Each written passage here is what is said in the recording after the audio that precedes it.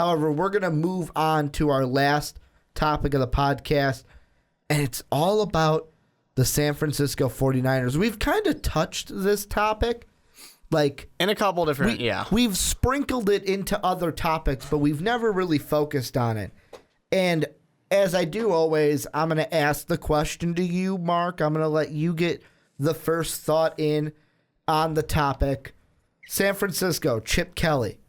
If you are Chip Kelly, head coach of the 49ers, do you keep Colin Kaepernick or do you draft Jared Goff?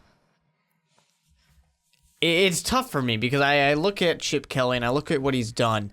Obviously, he would have loved to have Marcus Mariota and it didn't work out. Didn't he try to trade for Mariota when he got to San Fran too? I know he tried to trade for him with the Eagles. Yeah. But, I mean, they wouldn't have. There's no way it would have happened. Yeah. But Colin Kaepernick's the kind of guy who can fit your college-ish system if you want to keep it. But you also traded for Sam Bradford, a guy who did not make sense for your system when you were in Philadelphia, or what we expected your system to be. So I really don't know what Chip Kelly wants out of a quarterback. I'm not sure if he wants that athletic, mobile quarterback or if he wants a more pocket passer who can kind of move around a little bit. But right now, his options are Colin Kaepernick and Blaine Gabbert. Neither one of those to me screams, this is fantastic. Blaine Gabbert did fine in relief when he had to, but he never really did great. He did okay. Now, Colin Kaepernick did pretty bad and showed moments of, oh, he's like the old, oh, no, he's not. You know, like he's the old Colin Kaepernick and then he loses it again. To me, Colin Kaepernick just screams as of a, I just need to go somewhere else. This place is just ruined for me. Well, you can take the Browns and throw that. Like we talked no one's about gonna get before, Colin Kaepernick now. Is Kaepernick going to go to the Browns? You can throw it out the window because RG3 is their quarterback, and they're going to take Carson Wentz at number 2. Yeah, and I think that's kind of part of it too, though. I mean, part of the question is, what is going to be the option? What team really needs quarterback? Well, if you're Chip Kelly, and I think you have the options of Wentz, Goff, Paxton Lynch, you know, if you have your pick, then sure, you should probably take a quarterback. But I'm more leaning now of saying, I don't think you should take one. I think you should just take the best player you can to help your team out and say, open quarterback competition, one of you two win the job, you've got the year to try and compete. Because the San Francisco 49ers are not going to go to the playoffs. We know that. They're not even really going to compete for the playoffs. They won 5 games last year, and we were rather impressed that they did that. The passing attack was bad. The rushing attack was bad. They didn't score any points. Literally, they were the worst team at scoring points last year. And they let out, you know, the defense let quite a few points be scored against them. So none of these things are good. I mean, they had like 10-point differential between what they scored and what they let teams score. So that's bad. You have so many things to improve. Drafting a young quarterback and throwing him to the fire is not going to help your team. It's just going to set them back further, and Chip Kelly is going to find himself in college again. I think really just skip the quarterback. This is not the year to do it. See, I'm on the other side. However, I'm going to play, I don't know how to phrase it. Maybe you can help me with this, Mark, but here's what I'm going to do. I'm drafting Goff, but I'm not getting rid of Kaepernick. The only reason I am drafting Goff, and some people may disagree with me, is if you look at the latest news on Jared Goff, you're going to see he's going to work out with the Browns and Niners this week. The Browns, let's be honest, it's just a formality at this point. Well, I think they still want to see if maybe he'll impress them. Right now, they're going to take Wentz, but hey, you know what? Let's see what's going on. If he impresses, like you said, maybe we may switch our mind. But let's say Wentz goes to the Browns, because that's what the consensus is right now.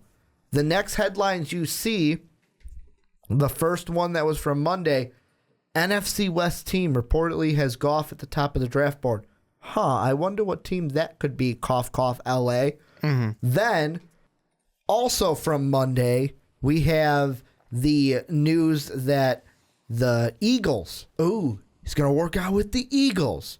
95-7 the game, reported Goff is meeting with the Eagles. And if I'm the Niners, I take Goff at 7 to flip and no pun intended, flip a big old bird to Philadelphia who's drafted 5. And then who else do you hurt? Oh, yeah, that's right. That NFC team, our NFC West team in Los Angeles that is also interested in Jared Goff. And there's only one thing that throws a huge wrench into all of this for me is if that NFC West team is the Niners. Then you're just flipping the bird to literally the Eagles saying, go fuck yourself. You can't have them. Mm-hmm. I don't know. I kind of just feel that. Then we see a Eli Manning, Phillip Rivers, like, oh, you want him? We can trade him to you. What's he worth? What's he worth to you? I just don't think that these quarterbacks here they don't have that hype that Eli Manning had, that Phillip Rivers had. They don't have the hype that RG3 had getting that trade. But for the team that's desperate for a quarterback, could trade the world for him. I don't know. Would it be right? No. And I don't think any of these teams are that desperate. Let's be honest. The Eagles, their fan base, and if you're an Eagles fan, think so. Tell me I'm wrong. If you're an Eagles fan, you guys are pretty desperate for a winning season. They just re-signed Sam Bradford. Do you honestly think Sam Bradford's going to lead this Eagles team anywhere? No, but they re-signed him, so they evidently have confidence in him. And when it comes to the team that you can make that argument the most for is the LA Rams. But they came out and said, hey, we've already assigned our starter. Yeah. It's Case Keenum. Idiots. Yeah, it's a bad move, but they did it. Like you said when that was the week we did the over the phoner on the MVP hotline. I was like, I joked with you off the air, like, yeah, Case Keenum's the week 1 starter for the Rams. You go, yeah, week 1 of OTAs. Yeah, he's got the starting job for practice. But I mean, we ain't talking about practice. They've already said who their starting quarterback is, so apparently they're confident enough in him to give him a starting job. Of course, it's more of a Nick Foles, you suck. We wish we didn't have you, is what they're really doing. I don't know. I don't think any of these teams are that disappointed if they pass on the quarterback or if they miss on the quarterback because someone else drafted him. I think the worst case in your thing where you're giving middle fingers to people is more of it the 49ers draft him and he busts, and then the other two teams are saying, thanks. Well, here's the thing. The thing with Goff, and here's what you can do. I'm keeping Kaepernick. So Goff isn't going to... The way I would say it is I would draft Goff and then basically say to Kaepernick and Gabbert, you guys are in the competition. Goff, you're going to sit. You are going to learn this system. I just feel like that if you have a quarterback competition, then say Kaepernick. You have 2 young quarterbacks. You can't say the third young quarterback isn't part of it. Then fine, say Kaepernick's the starter. Because let's be honest, you could say Kaepernick's the starter, but he doesn't want to be there. Goff sits a year. Yeah. Goff sits a year. There's nothing wrong with Goff sitting a year. No, he should. Fran. He should sit, and all these quarterbacks should sit a year, at least.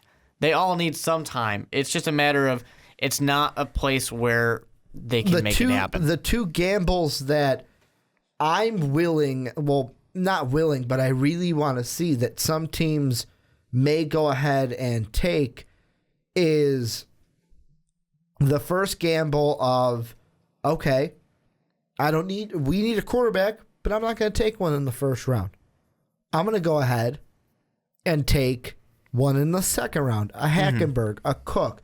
I may take one later with a Dak Prescott or a Brandon Daughtry. However, the other gamble that I can't wait for people to, and this is going to take a year to see how this happens, and it depends on like what his next season is like. How many teams are going to say, like the Eagles could be one because they have a Sam Bradford. We don't need to take a roll on a quarterback this round. And if we do bad enough, we can always draft Deshaun Watson next year. Because Deshaun Watson, arguably one of the best quarterbacks from last year, went all the way to the national championship before losing to Alabama. They could do that too. Or a Baker Mayfield, who will be coming out. Yeah. Who was pretty good for his team that went to the college football playoff. I think that Chip Kelly wants to coach Kaepernick. I think he just wishes Kaepernick wanted to be coached by him. And for whatever reason, Colin Kaepernick has done. Basically, he's pulling a Brock Osweiler saying, you guys benched me, I'm done. I'm ready to go. I'm out of here. I refuse to do this. But the only unfortunate part for him is he doesn't have a way out. Brock Osweiler had a way out. He just had to sign a contract somewhere else. Colin Kaepernick's stuck, and no one's going to pay the price for him because the 49ers are valuing him a little too high. And that's probably on purpose. They're valuing second round pick. They're valuing him a little bit like what he was when he took the job from Alex Smith. That's where it's like, okay, that's the kind of trade I would take for a guy who, when he was playing. Another thing that I feel like plays into this is look at where Kaepernick is on his contract. 2016, he's got 16, 17, 18, 19, 20. He's got 5 years left before he becomes a free agent. So if you trade for Colin Kaepernick, you basically have a quarterback for 5 more years. Yeah. Well, if you want him, you have to say, yeah, he's our guy. And it's not cheap. It's nowhere near Drew Brees' cap hit, but 15, 19, 19, 19, 21, that's the cap hit you're taking. Yeah. And then, maybe you can get some kind of restructure or something out of it. Maybe you can work that out. Maybe he's going to be willing to do that just because he wants to leave San Francisco that badly. But I don't think he's going anywhere. Blaine Gabbert's not the answer. He's not going to be starting. He's not going to, bring you any success or anything like that. Colin Kaepernick's just got to put it behind him and hope that he can revitalize that career. That's really the only option he has right now because nothing else is going to happen. It's either become a backup for the rest of your career or give it a shot. Or try to take the bull by the horns and say, fuck it, I'm going to try to make a good situation here with the San Francisco 49ers, even if I may not want to be here. But that is going to do it this week for the Onside Kick. Go ahead, leave your thoughts and opinions down below in the comment section. We love to hear what you guys have to say about everything we talk about week in and week out. If you're on SoundCloud, go ahead, hit that nice little heart button, that repost button, that follow button. If you're on YouTube, you got to hit that like button. You got to hit the subscribe button if you're new, though. We're chasing 1,000 subscribers. We're almost there. That's our next big goal. We're fast and furious approaching it, and it's going to be great when we finally hit it because of the great fans like you all. You can follow us on Twitter. I'm at Ricky Widmer. Mark is at the Royal The with 2 E's. Mark Weber. Most Valuable Podcast is at Most Valuable Pod. Thank you guys for checking out this podcast. And as always, have a good day, everybody. Thank you for listening to this MVP podcast. Follow us on Twitter at Most Valuable Pod for more great podcasts.